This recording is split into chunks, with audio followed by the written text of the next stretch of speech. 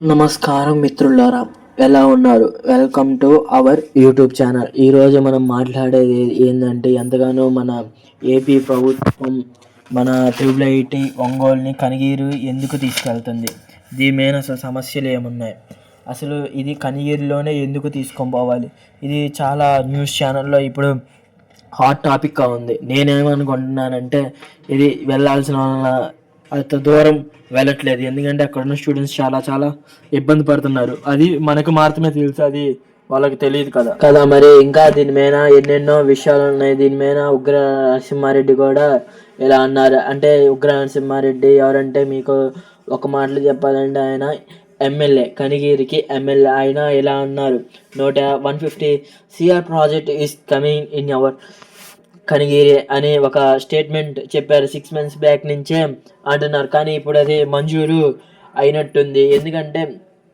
ఏ ప్రాంతం ఎమ్మెల్యే కన్నా ఇక్కడ ఉన్నదాన్ని డెవలప్ చేయాలి, అది ఇది అనుకోవాలి కదా, లేకపోతే నెక్స్ట్ సంథింగ్ వాళ్ళ రీజన్స్ ఉండొచ్చు. కానీ దాని తర్వాత ఇది మన త్రిబుల్ ఐటీ ఒంగోలు అనేది ఎప్పుడు మొదలైంది? ఇది ఎప్పుడు మొదలైంది? 2016లో మొదలైనప్పుడు దీని మీద చాలా ఆరోపణలు వచ్చాయి. ఎందుకంటే ఇప్పుడు అక్కడ ఉండే స్టూడెంట్స్ సంథింగ్ గవర్నమెంటే కొన్ని దగ్గర లీజుకి తీసుకుంది. ఎలాంటిదంటే SSN college, engineering college, Ramayana college, Nuzvid college, ఇలాంటివి ఉన్నాయి. నాకు తెలిసి నేను రీసెర్చ్ చేసిన ప్రకారం ఏంటంటే, రామానాయుడు కాలేజ్ అనేది 2025కి లీజ్ అయిపోయింది అన్నప్పుడు వాళ్ళని ఎక్కడికట్ట మార్చాలి. ఎక్కడికి మార్చాలి? అక్కడికే మార్చాలి. దాని తర్వాత నూజివీడ్ కాలేజ్లో కొంతమంది, అంటే ఇంటర్ మనం 2 years చదువుకుంటాం కదా, ఆ ఇంటర్ 2 years అనేది అక్కడ నూజివీడ్ కాలేజ్లో చదువు. దాని తర్వాత 4 years ఎక్కడ చదవాలి? ఒంగోలుకి చదవాలి. ఒంగోలులో చదువుకుంటారు. అసలు స్టూడెంట్స్ కనిగిరిలో ఎందుకు వద్దంటున్నారో మనం ఇప్పుడు తెలుసుకుందాం.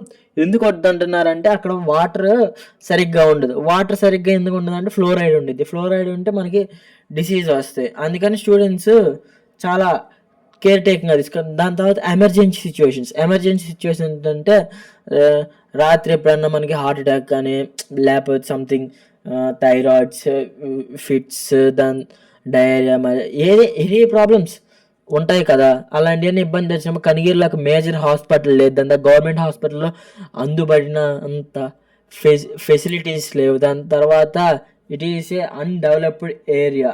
ఇది డెవలప్ కానీ ఒక ఏరియా కూడా. దానికి కాబట్టే స్టూడెంట్స్ అందరూ ప్రొటెస్ట్ చేస్తున్నారు. మాకు ఈ కాలేజ్ వద్దు, ఇక్కడ వద్దు అని చాలా మొహమాటం లేకుండా స్ట్రైక్ చేస్తున్నారు. కానీ అంత స్ట్రైక్ చేసినా కూడా మన గవర్నమెంట్ అనేది అంత పట్టించుకోవట్లేదు. నారా లోకేష్ అక్కడ ఉండే ప్రజలు ఇలా అంటున్నారు, ఎక్కడ రియల్ ఎస్టేట్ వస్తే అక్కడికే మార్చేస్తున్నారు, స్టూడెంట్ పరిస్థితి ఏంది అని అంటున్నారు. ఒక స్టూడెంట్ ఎలా అన్నారు, నేను నూజివీడులో 2 సంవత్సరాలు చదివాను, రామానాయుడు స్టూడియో కాదు ఫ్రెండ్స్, రామానాయుడు కాలేజ్లో ఒక సంవత్సరం చదివాను. దాని తర్వాత మళ్ళీ ఇప్పుడు ఒంగోలుకి వచ్చాను, ఇక్కడ 1 సంవత్సరం చదివాను. దాని తర్వాత నేను నెక్స్ట్ ఇయర్ అంటే నన్ను ఇలా ఒక అట్మాస్ఫియర్లో ఫిక్స్ అవ్వకుండా దాని తర్వాత ఇంకొకటి జరుగుతా వీళ్ళు అనేది ఉండలేకపోతున్నారు. కాబట్టి మీరు కొద్దిగా చూడండి అని గవర్నమెంట్ని రిక్వెస్ట్ చేస్తున్నారు. వాళ్ళు ఆర్డర్ కూడా వేయట్లేదు, రిక్వెస్ట్ చేస్తున్నారు. ధర్నాలు స్ట్రైక్స్ చేసినా కూడా పట్టించుకోరు. వాళ్ళ ర్యాలీలకి వాటికైతే తీసుకెళ్తారు. మన సమస్య వచ్చేసరికి అసలు పట్టించుకునేటట్టే లేరు. దాని తర్వాత అక్కడ ఉండే ఒక పేరెంట్ కూడా ఇలా అన్నారు, మేము 2024లో జాయిన్ అయ్యాము, 2020 జాయిన్ అయ్యేటప్పుడు ఇలా అన్నారు, నెక్స్ట్ ఇయర్ కల్లా ఖచ్చితంగా ఒంగోలులో ఒక పర్మనెంట్ క్యాంపస్ వచ్చిద్ది అని చెప్పాడు.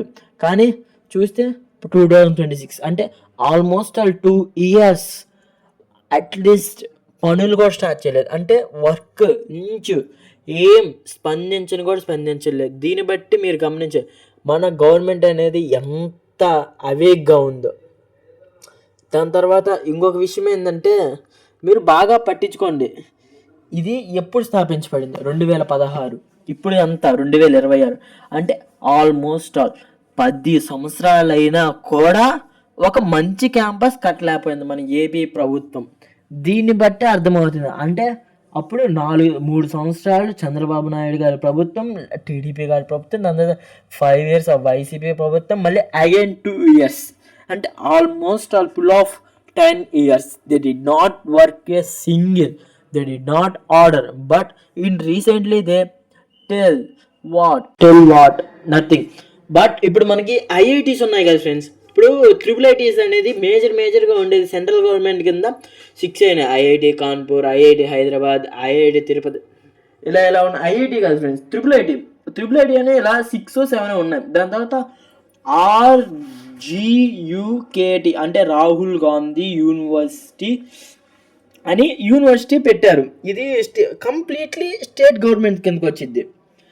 అది ఫ్రెండ్స్. దాని తర్వాత ఇది ఎందుకు స్టూడెంట్స్ చాలా తాపత్రయపడుతున్నారంటే, ఒక అన్డెవలప్డ్ ఏరియా దగ్గరికి వెళ్తే మా మైండ్ సెట్ ఎలా ఉండిద్ది. ఇక్కడ ఒంగోలు ఇస్ డిఫరెంట్ కంట్రీ, అంటే not a different country, different city. Because ఒంగోలులో some industries are there and some atmosphere there, hospitals there, అన్నీ అక్కడ ఉన్నాయి, వసతులు ఉన్నాయి, వాళ్ళు ఉండడానికి ఉన్నారు, బస్సు ప్రయాణం ఉంది, హైవేస్ ఉన్నాయి, దాంతో ప్రాజెక్ట్స్కి ఎవరన్నా క్లయింట్స్ వస్తారు, దాంతో అన్ని కంపెనీస్, చాలా అట్మాస్ఫియర్ పెద్దది, ప్లస్ సిటీ టౌన్ అన్నింటికి, ఒక ప్రకాశం డిస్టిక్కి ఒక మిడిల్ అన్ని వసతులకి కరెక్ట్గా ఉందని వాళ్ళు ఆ రోజు చేరారు. ఈరోజు మేము మార్చేస్తున్నాము అని చెప్పారు. దాని తర్వాత నారా లోకేష్ గారు ఇలా అన్నారు. ఎలా అంటే మనం ఒక ఒంగోలులో 500 acres ఖాళీగా ఉంది కాబట్టి మనం ఒక మంచి క్యాంపస్ కట్టుకోవాలి, ప్లే గ్రౌండ్ ఉండాలి, దాని తర్వాత టీచర్స్ అకామిడేషన్ ఉండాలి, దాని తర్వాత అన్నిటికీ వసతులు ఉండాలి. ప్లస్ ఏంటంటే ఇప్పుడు రీసెంట్గా ఒక రైల్వే పడుతుంది, హైవే అటాచ్మెంట్ ఉంది, అన్నీ ఉన్నాయి అని చెప్తున్నారు. అందుకని ఇప్పుడు ఒంగోలుని హాట్ టాపిక్. ఇది ఈరోజు మాట అయితే కాదు, ఇది ఎప్పటి నుంచో ఉన్న మాట, కాకపోతే ఈరోజు అనేది జరుగుతుంది.